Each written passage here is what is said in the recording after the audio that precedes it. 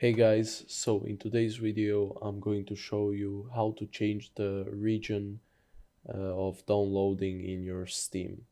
So let's get started. Open up your Steam, go up here in your top left, click on Steam and click on settings and find right here downloads. Now, maybe you're having downloading problems, your internet is slow. Well, first you need to do is check your download region. We can change this. So find a region that is, I guess, closest to you on this whole list. And after you have found it, well, select it, try it. It may be faster, it may be slower. You'll need to play around with it.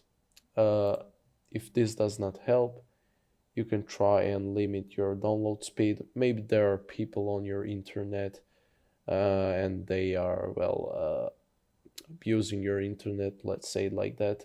So you can just check this and limit your internet. It may help you, it may not.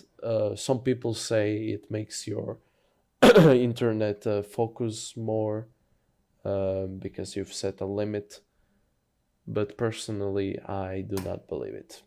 But let's hope that this tip helps you. Anyhow guys, I hope this video helped you. If you did, leave a like. If you had any questions, feel free to ask down below in the comment section.